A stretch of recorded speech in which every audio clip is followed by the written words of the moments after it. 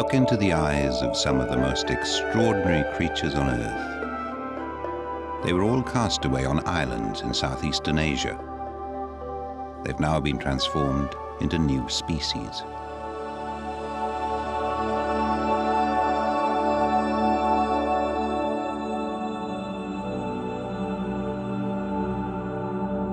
This is the remarkable story of how some of Asia's animals came under the powerful spell of island magic.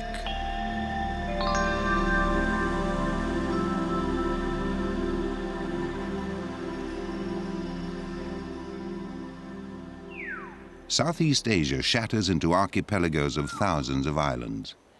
Some are ancient, others are very recent. The island of Java became separated from mainland Asia just 10,000 years ago.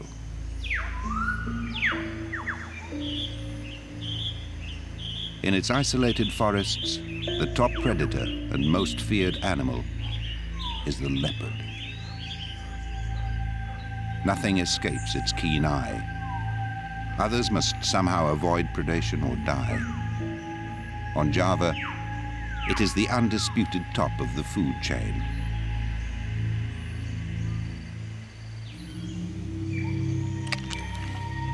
The monitor lizard is another predator, but it's a small-time killer and scavenger.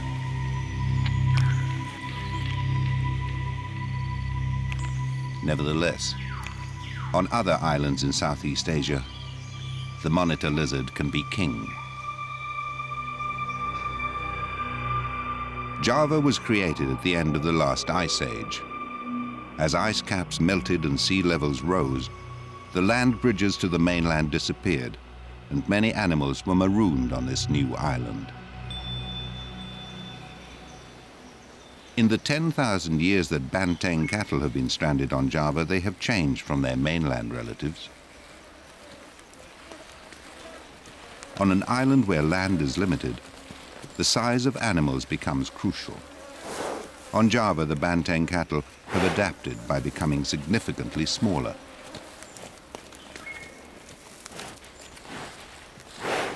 But bulk remains important, particularly for the bulls.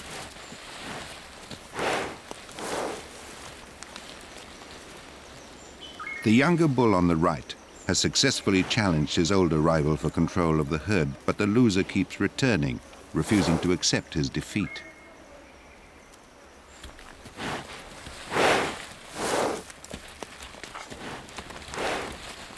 Soon the loser will give up his attempts to regain the females. His role in shaping the genetic future of this herd is over. He is frustrated at his loss.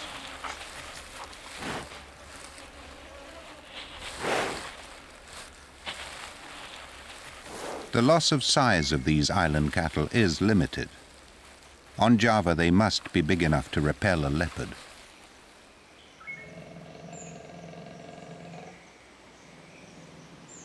Leopards do target the herds when the cows have young calves. For the rest of the year, they wisely leave the cattle alone. The leopard disappears, its spots merging with the dappled shadow of the forest. The safest place for Javan peacocks is among the Bantang. The Bantang stir up insects for the peacocks. In return, the peacock's sharp eye has warned the herd of danger.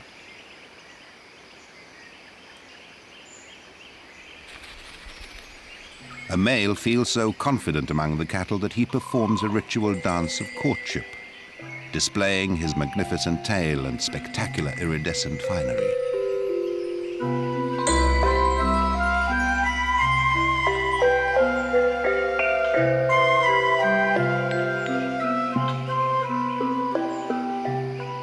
Hens are attracted to males with a bright iridescent sheen on their feathers. On Java, the feathers are an iridescent green. On the mainland, they're royal blue.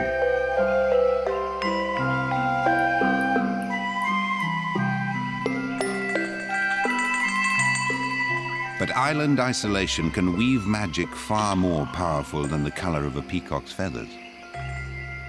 change can be radical. Islanders have the chance to reinvent themselves, if they can survive.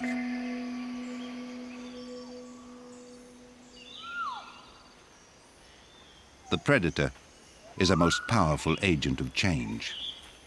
As Java's top predator, the leopard forces virtually every animal to adapt or die.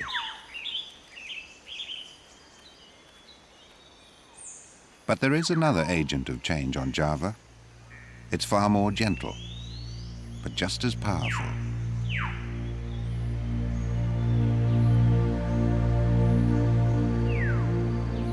The fig tree is Java's tree of life. Its spreading branches tower above all rivals. The fig tree works its magic not through death, but by rewarding the animals and birds that come under its spell.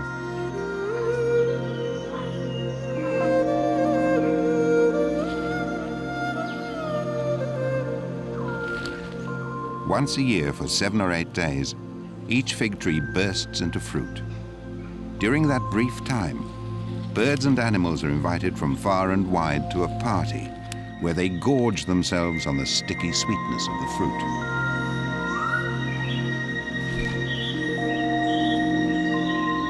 And in return, the tree gets its reward. The guests later disperse fig seeds as they move around the forest. The many different fig trees on Java fruit throughout the year, and animals like long-tailed macaques are obliged to make endless pilgrimages from one fruiting tree to the next. Though the macaques love the figs, they don't depend on them. They're omnivorous. They don't mind what they eat.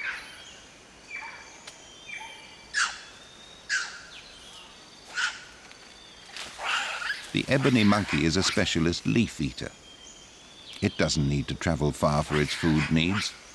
But for the next few days, it and the Javan gibbon will abandon this particular tree.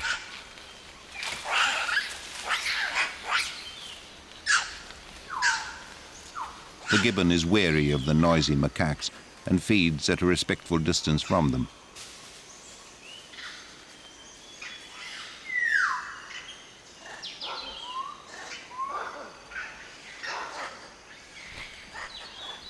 Gibbons also follow the yearly fruiting cycle of fig trees, spending all their lives in the tops of trees. The troop of macaques forages below the fig tree. Wherever they travel, they taste almost anything around them. Whatever they eat, they usually drop most of it. But their mess is a bonus for fig eaters who can't climb.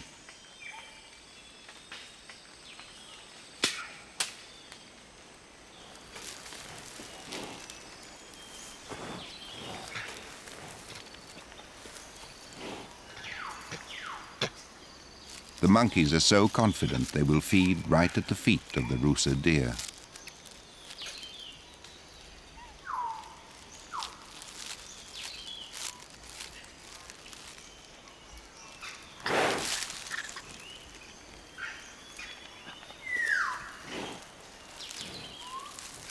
For troops of macaques, each new fruiting fig tree becomes, for a few days, a safe haven, playground, and nursery.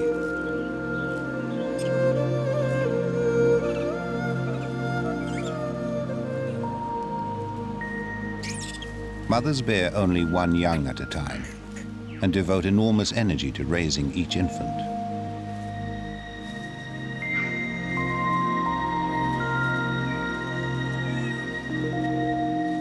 Young females remain in their mother's group all their lives. But in 5 or 6 years, this young male will move out on his own. If he can learn to stay out of trouble.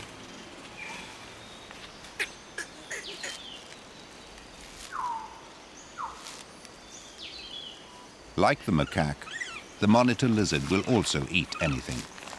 Crabs, birds' eggs, and even baby monkeys. At about 1 meter from nose to tail, it's too small to be a threat to anything bigger. The deer don't give it a backward glance.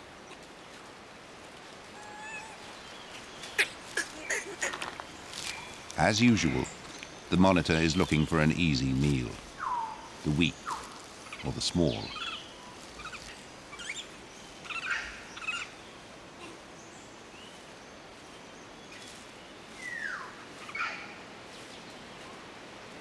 The monitor is in no hurry. A cold-blooded reptile, it needs to eat no more than once a month.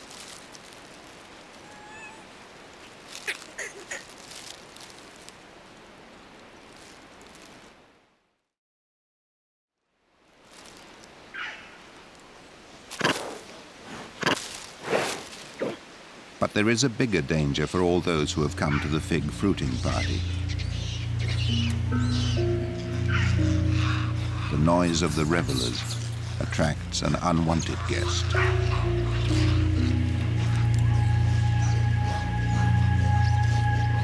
The leopard needs fresh meat at least twice a week.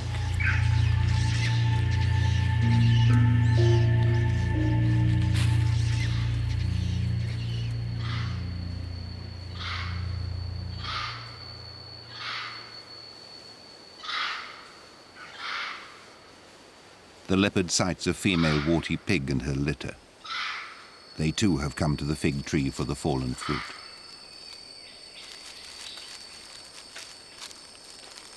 The mother pig has so many babies she can scarcely keep track of them.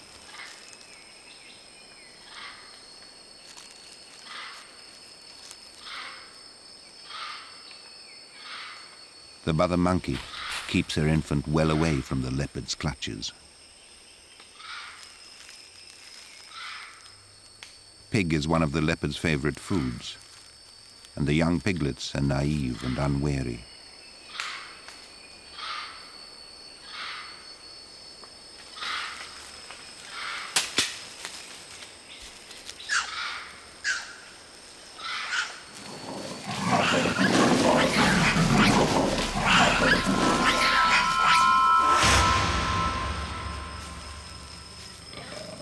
This has been the way of things on Java for 10,000 years. Though the leopard takes many piglets, there are always enough left to form the next generation.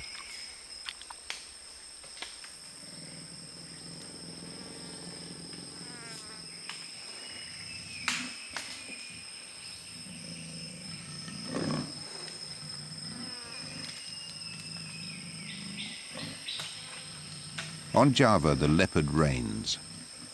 Animals must show respect and pay tribute, and no other animal pays more tribute than the pig.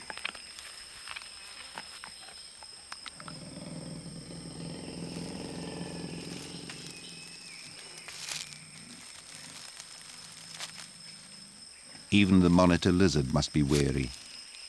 Like other creatures of the forest, it too must defer to the might of the velvet paw.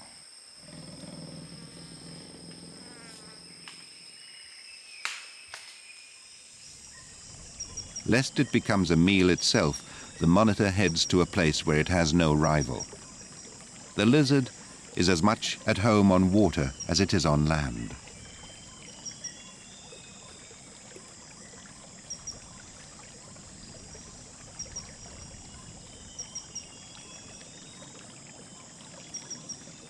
The river is its highway, and the riverbank its hunting domain. Here the monitor has its own subjects, who ignore its presence at their peril.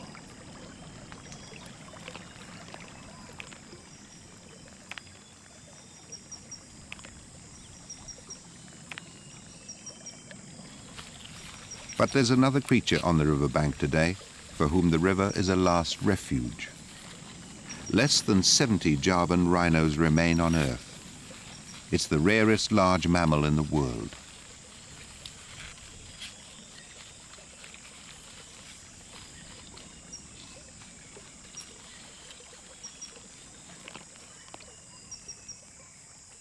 The ponderous rhino is burdened by its enormous size. Large animals reproduce very slowly and need a lot of space. As people put more pressure on the remaining forests, the Javan rhino is trapped. the island is both sanctuary and prison. But the monitor lizard can easily move away when life becomes difficult. The river may take it to another beach or even beyond, to another island.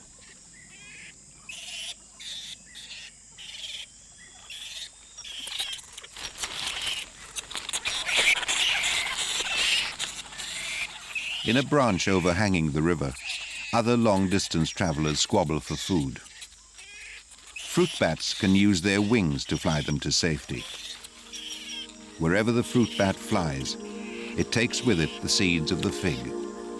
And that journey may be a very long one.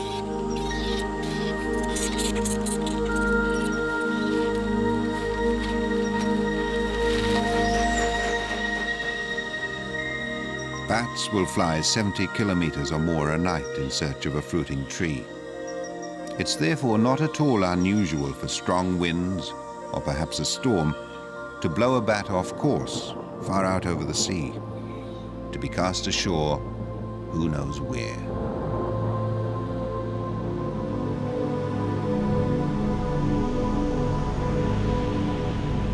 In 1930, a violent eruption from the ocean floor thrust up a new island, just 40 kilometers off Java's west coast.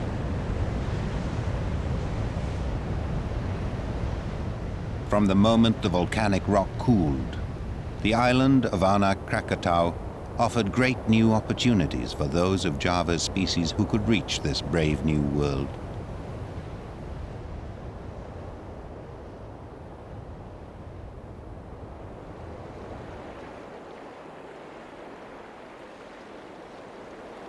Initially, the slopes of the young volcano were devoid of life. The challenge for all travelers was to make landfall, find a foothold, and thrive.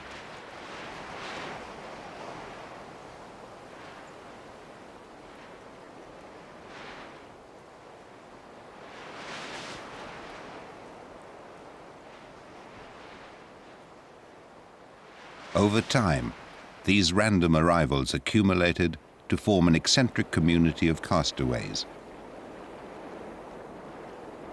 In the 70 years since Anak Krakatau erupted from the ocean floor, a forest that includes fig trees has taken hold.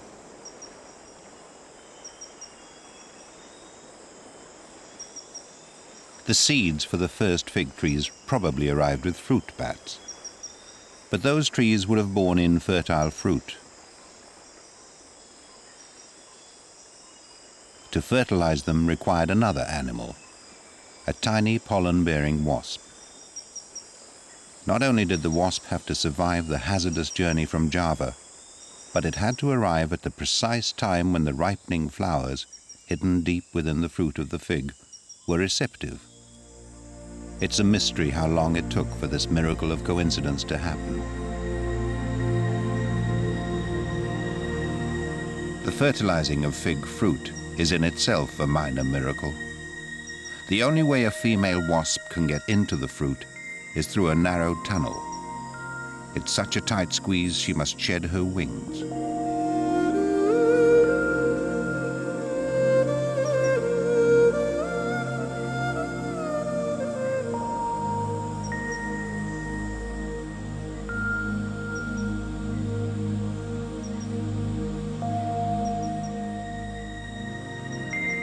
Once inside, she seeks out a place to lay her eggs.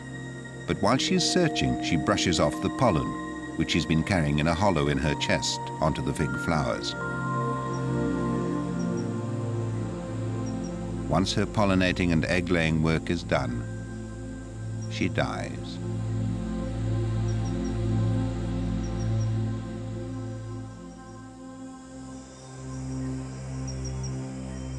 Over the next few weeks, deep inside the fruit, the wasp eggs develop and then hatch.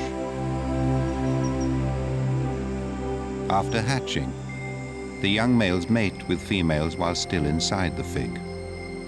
The males then drill holes in the walls, from which fertilized females emerge to carry pollen to the next receptive fruit.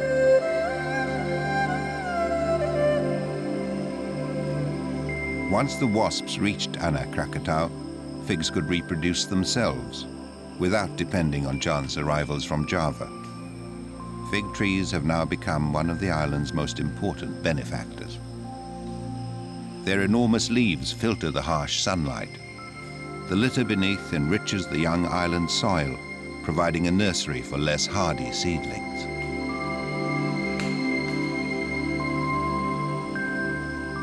With the beginnings of a forest secured, the stage is set for the arrival of new players.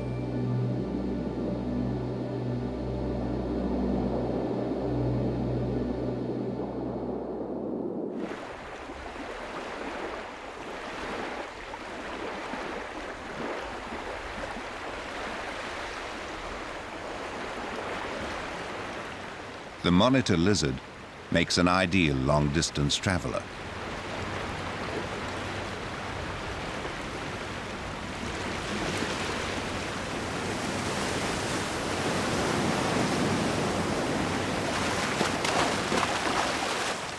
Within 6 years of the eruption, the first monitor was washed ashore on Anak Krakatau.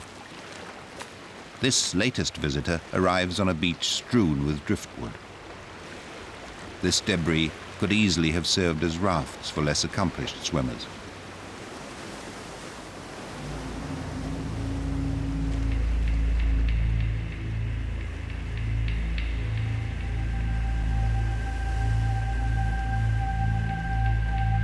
From the moment it stepped ashore, it would have a harsh impact on all other animals arriving from the air or the sea.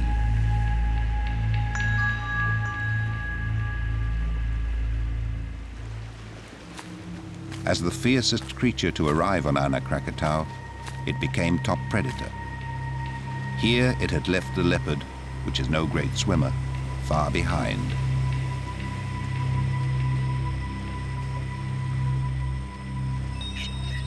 The young forest provides shelter for the tentative community of travelers. The fig tree quickly assumed its role of provider and protector. The monitor is attracted by the fig eaters, just like the prowling leopard on Java.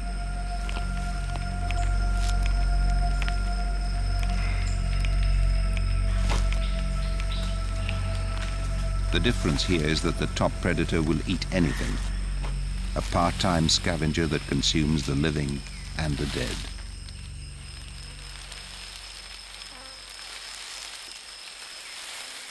Though the monitor was in charge from the moment it stepped ashore here more than half a century ago, it can't prevent the arrival of new travelers to this land of opportunity.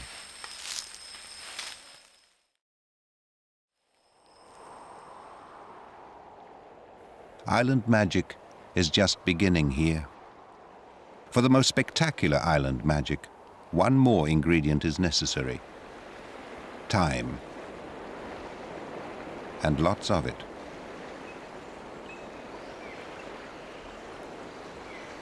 The island of Sulawesi to the northeast of Java has been isolated for 30 million years. From the handful of mammals that have managed to breach its isolation and penetrate its forests, Sulawesi has produced more than 100 new species. None of these species is found anywhere else. Perhaps the most wonderful examples are found among its monkeys.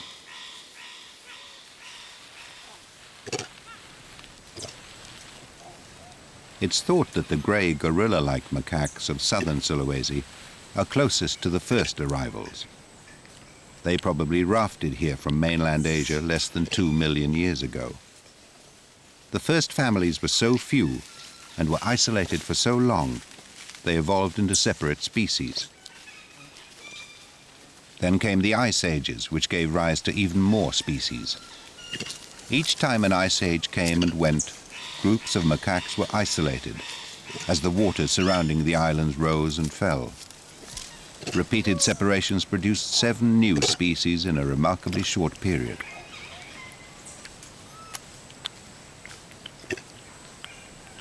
This remarkable speed of evolution was helped by small populations. Here, A change in behavior or appearance in a few can quickly spread and become a trademark of the new species. A good example is the absence of skin pigment or albinism, which is a common feature of this troop. In a large population, albinism would remain extremely rare. New species were created all over Sulawesi, from the ancestral form on the south coast to the crested black macaque of the northern tip of the island. All are very different.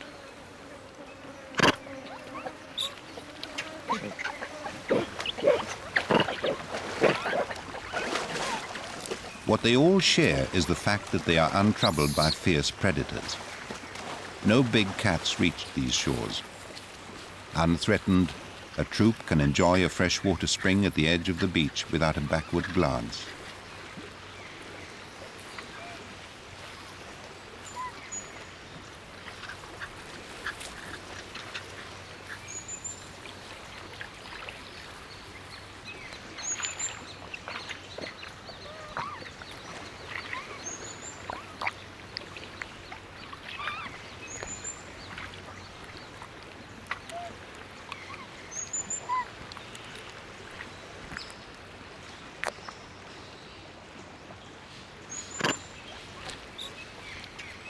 Sulawesi must be the closest thing to primate paradise.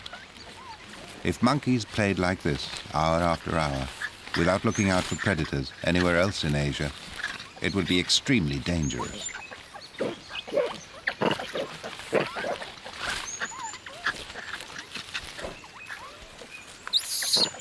There is a purpose to the play of the young males. With no predators to fear, the greatest danger they face will be from their own kind.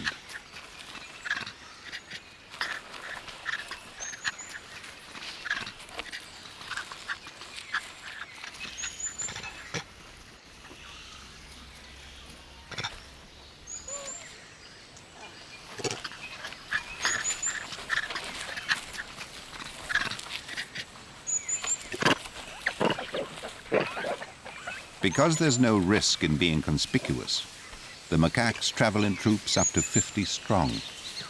There's safety in numbers when the only threat would come from an even bigger troop.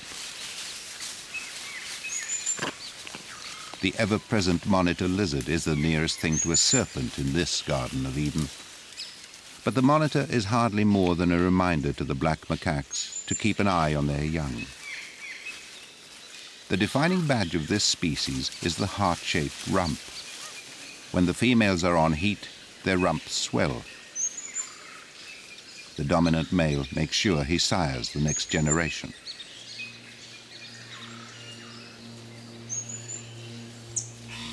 The birth of young most often happens at the end of the rainy season, and that coincides with another major event in the life of the forest.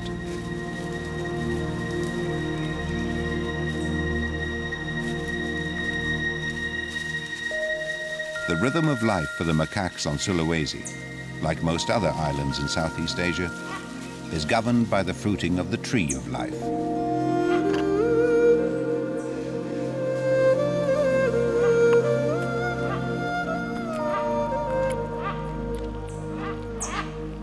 There are more different fig trees in these forests than anywhere in the world. There are also plenty of fig eaters.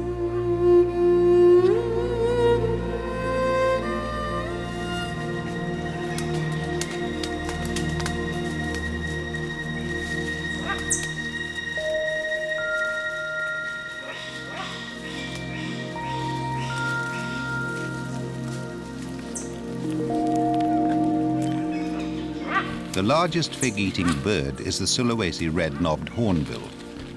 Though Sulawesi has the highest density of hornbills in Asia, the red-knobbed hornbill is only found here. The bird and the fig tree have come to depend closely on each other.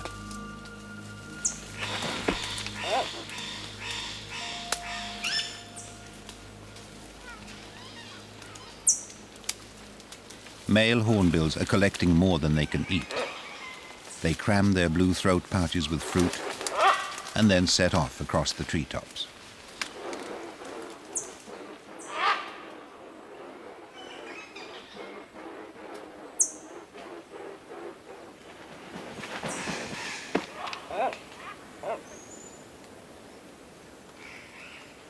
The hole high up in the tree conceals a mother and her solitary chick. It is, however, within the range of a tree-climbing lizard.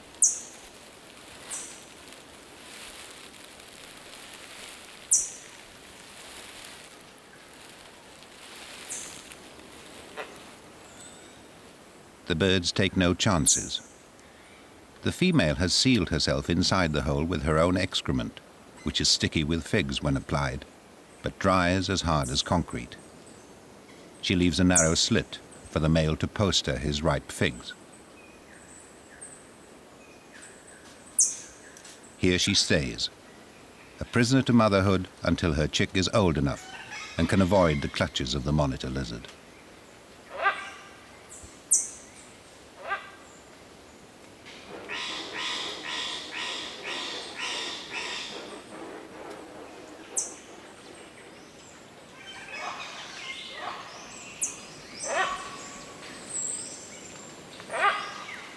At the fruiting fig tree is another female hornbill. She's chiseled her way out of the nest after 13 weeks of confinement. She and her mate are kept busy, running a shuttle feeding service back to their chick.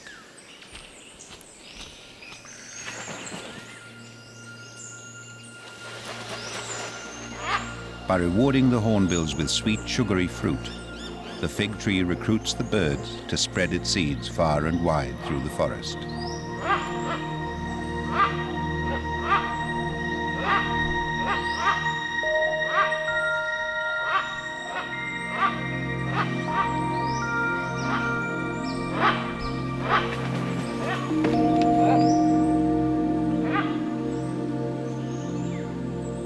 Hornbills have the same experience as any human fig fancier.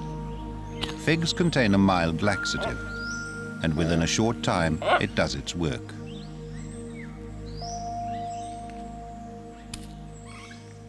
Most fig seeds have no chance of germinating, however. They're killed by sunlight and by drying out. Seeds that do make it to the forest floor can find suitable germinating conditions, but the competition down here is intense.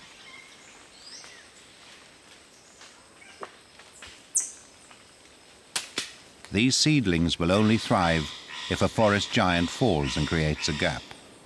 Even then, only one of these hopefuls will ever make it.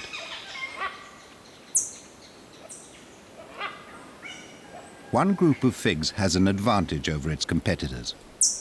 When their seeds reach the forest floor, their journey may not be over. Although they've passed through the digestive system of the hornbill, the seeds of the strangler fig still contain a bribe, a fatty package coveted by ants. The ants pull the seeds from the droppings and haul them up to their nests high in the canopy. This unlikely snack is the reward the figs offer the ants for giving their seeds a leg up to the light. Strangler figs flourish high above the competition. They send their roots back down the trunk of the host tree to seek out the goodness of the earth, 30 meters below.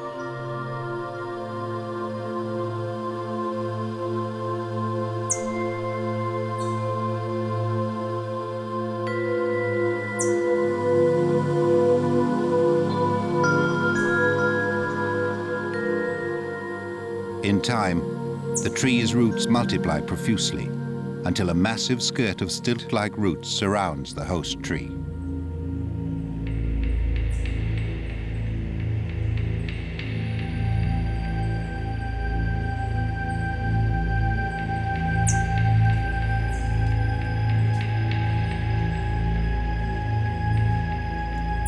But as the name strangler fig suggests, it's a fatal embrace, one which eventually chokes the host tree and kills it.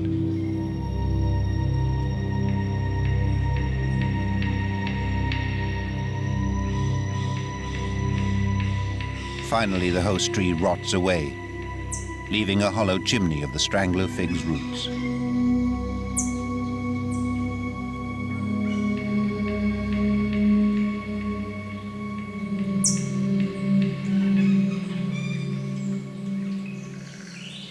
One day, this host tree will meet such a fate, and the hornbills who nest there will have to find a new home.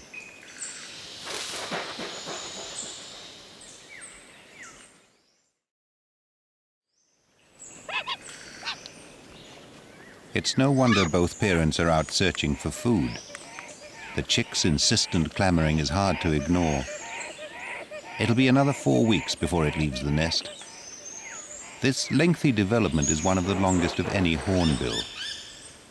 Most species supplement their diet of fruit with insects, but the red-knobbed hornbill chick will grow up almost exclusively on figs.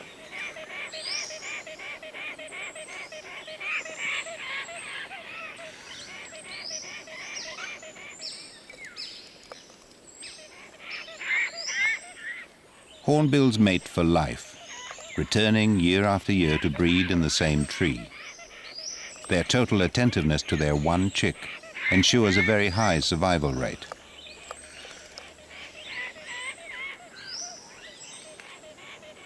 The female is very drab compared to the male. He dresses to please her. It's surely no coincidence that his bill is the exact same colors as the figs he eats. His face is a celebration of the fruit on which they depend totally.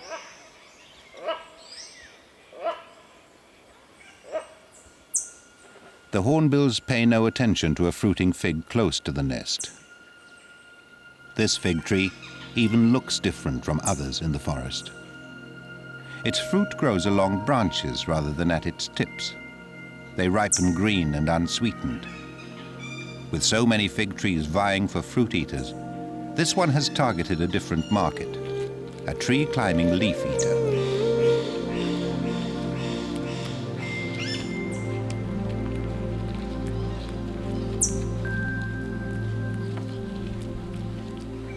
The fruit may look like figs, but they taste like young leaves. One of the animals for which the tree has gone to all this trouble is the bear cuscus. It behaves like a monkey, but it's an entirely different creature. When it arrived on Sulawesi, it found an island without leaf-eating monkeys, so it behaved like one. An extraordinary partnership began between a remarkable tree and an unusual animal.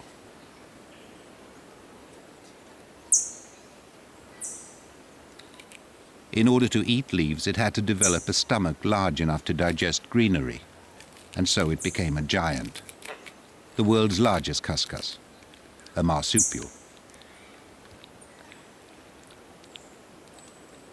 It began its journey to Sulawesi in Australia, home of many other marsupials. Precisely how it got here is a mystery. Probably it rode on shifting fragments of the Australian continent and then rafted on drifting vegetation.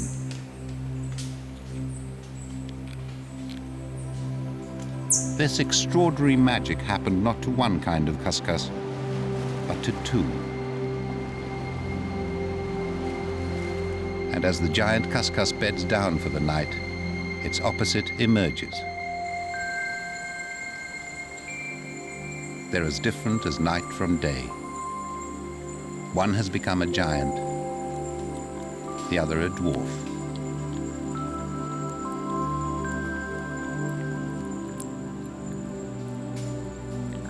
Marsupials like the cuscus usually carry their young in a pouch, but this youngster's far too big to be carried this way any longer. During her last few weeks as an infant, she rides piggyback, learning the secrets of the night forest.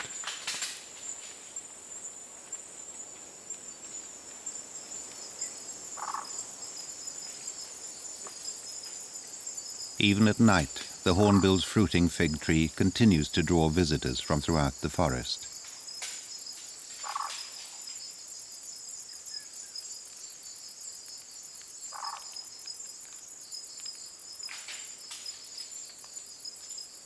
The dwarf cuscus is more typical of its kind. It's a fruit eater, with a passion for red figs.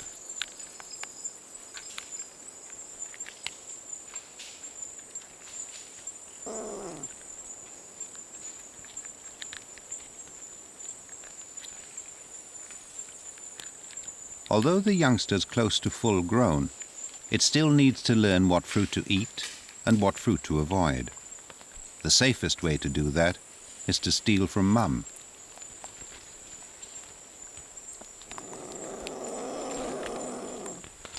The dwarf cuscus thrives here, but Sulawesi magic has shrunk this animal into the smallest cuscus in the world. Islands often drive animals to extremes of size.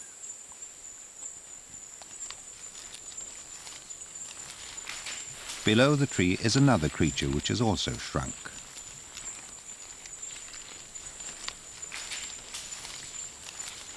The anoa is the world's smallest buffalo.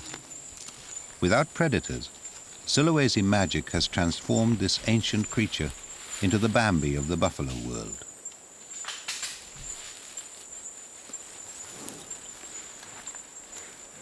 The anoa is partial to figs, and remarkably, a fig tree has evolved here to cater to its needs.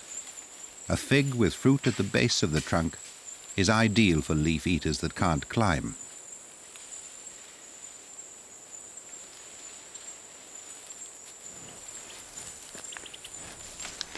It also makes a meal of any figs it finds on the forest floor.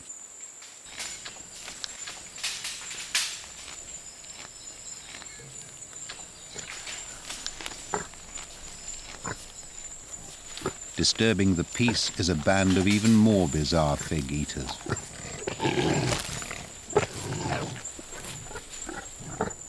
The fearsome faces of the intruders mask nothing more dangerous than a pig, the strange babirusa.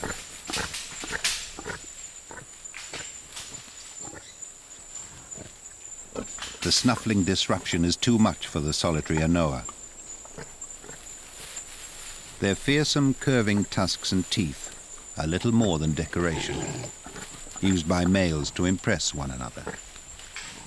They are grotesque masks in an ancient Indonesian shadow play.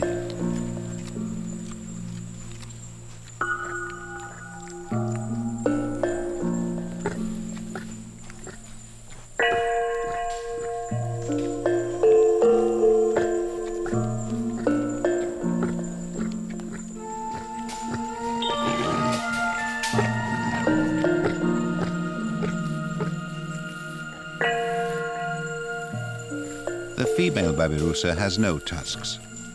More significantly, on an island without predators, she can raise only one young at a time. The babirusa are also drawn to the peculiar fig tree which fruits close to the ground. The lowest fruit even ripens down in the soil and among the leaves. Isolated in this part of Asia for millions of years, these figs have turned to two of the island's most bizarre and ancient creatures to help spread their seeds.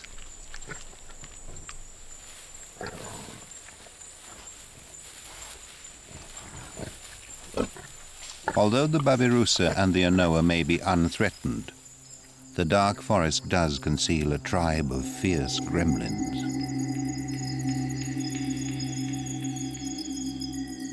Some make their home in the heart of the strangler fig, from where they emerge each night to hunt.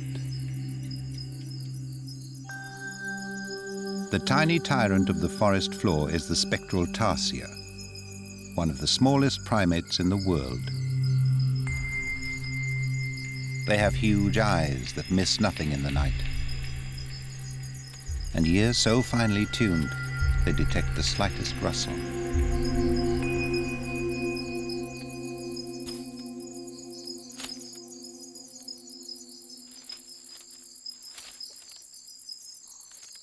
The leaf mantis looks like a dead leaf, but it sounds like an insect.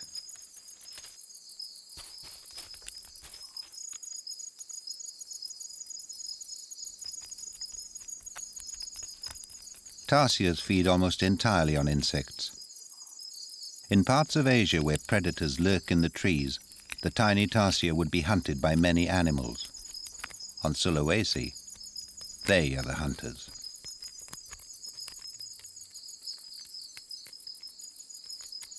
They swivel their heads just like an owl to fix an unblinking stare on their next victim.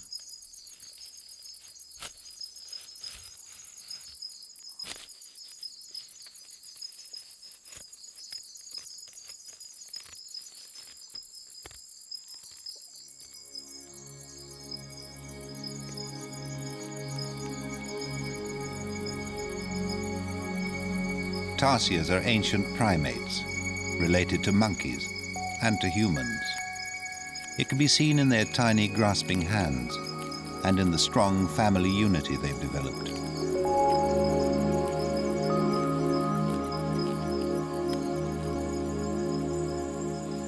Each night, family members go off on their own, hunting. Through the night, they keep in touch by long-distance calls. As dawn approaches, the calls become appeals to get together again. Finally, they retreat into the family home, deep inside the strangler fig tree.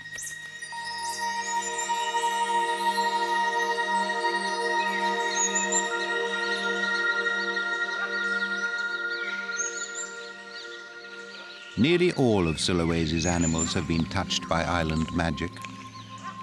The monitor lizard is a notable exception. Like the fruit bat, it comes and goes on Sulawesi. It has never been isolated here long enough to be changed. But there are islands that have worked incredible magic, even on this tough and resilient character. The recipe for the spell is, of course, the well-tried formula of isolation and time. Far to the east of Sulawesi, on an island at Asia's extreme edge, the predatory monitor lizard has been transformed into a gentle vegetarian. The emerald tree monitor is perfectly camouflaged in the one tree that provides for so many of Asia's islanders. It can even use its tail like a fifth hand.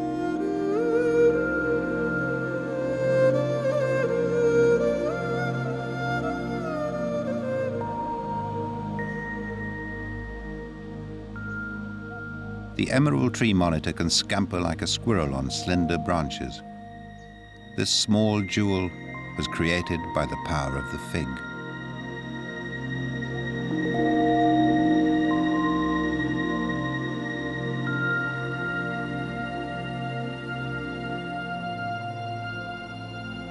On another island, at Asia's southern limit, the same spell of time and isolation have conjured a different lizard, able to contemplate a different kind of prey.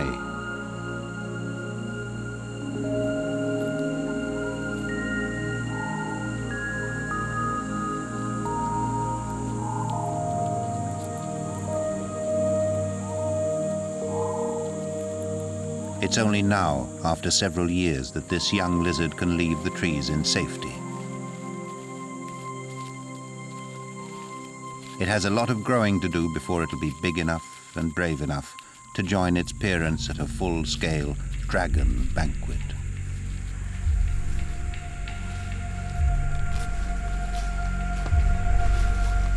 This is the ultimate island giant, the largest lizard in the world. Like the monitor lizard, the dragon can scavenge for a meal. Unlike every other lizard, it has the power to bring down animals much heavier and faster than itself.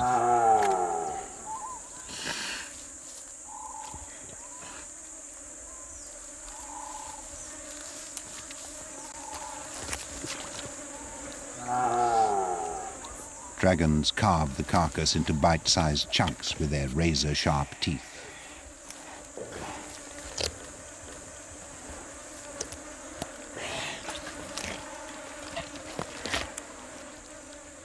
It is a primeval scene. It's as if dinosaurs once more ruled the land.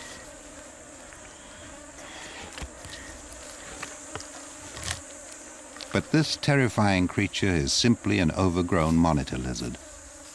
And like the lizard, when there's no food, this dragon can lie low and survive for months, and then re-emerge supreme.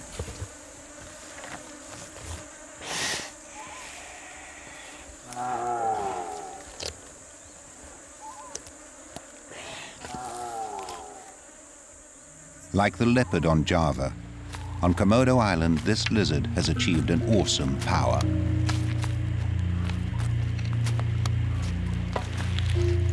Here, the true dragon of Asia has become the ruler of an island.